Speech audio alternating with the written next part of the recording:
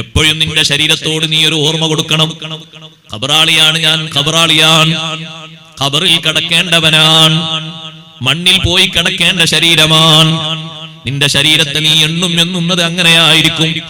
ഇപ്പോൾ ഞാൻ കിടക്കുന്നത് മെത്തയിലാണെങ്കിലും എനിക്ക് മെത്തക്ക് പകരം വരാനിരിക്കുന്നത് മണ്ണറയാണ്. ആ മണ്ണറയിൽ സുഖജീവിതം വേണമല്ലോ അല്ലാഹ്. ദുനിയാവിൽ ഏതൊരു സുഖം നിന്റെ മുന്നിലേക്ക് വരുമ്പോഴും നിന്റെ ശരീരത്തോട് നീ ബോധ്യം കൊടുക്കേണ്ടത് ഒരുങ്ങാനാണ് ഈ പ്രവചനങ്ങളൊക്കെ മുന്നിൽ വെച്ച് തരുന്നത്.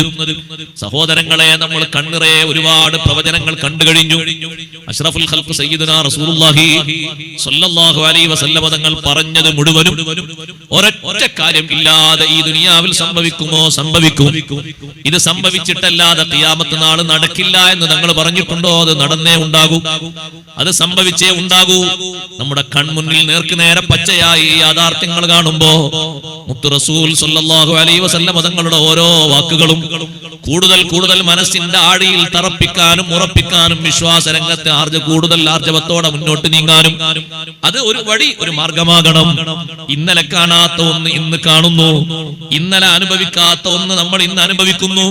ഹബീബ് സല്ലല്ലാഹു അലൈഹി വസല്ലം തങ്ങൾ പഠിപ്പിച്ച പ്രവചനങ്ങൾ എത്രയാണ് പുലരുന്നത് നോക്ക് നിങ്ങൾ. ഈ കാലഘട്ടത്തിൽ നേർക്കുനേരെ നമ്മുടെ മുന്നിൽ പച്ചയായി പച്ച യാഥാർത്ഥ്യം പോലെ നമ്മൾ കാണുന്നത്. ഒരു വിശാലമായ ഹദീസിൽ 15 ലക്ഷണങ്ങൾ നബി സല്ലല്ലാഹു അലൈഹി വസല്ലം എണ്ണി പറഞ്ഞു. ഇദാ ഫഅലതു ഉമ്മതി 15 ഖിസാൽ, എന്റെ സമുദായം 15 കാര്യങ്ങൾ അനുവർത്തിച്ചു കഴിഞ്ഞാൽ ഫഖദ് ഹല്ല ബിഹൽ ബലാ, എന്റെ ഉമ്മത്തിന് കടുത്ത പരീക്ഷണം സംജാതമാകും. വലിയ വലിയ പരീക്ഷണങ്ങൾ വരും.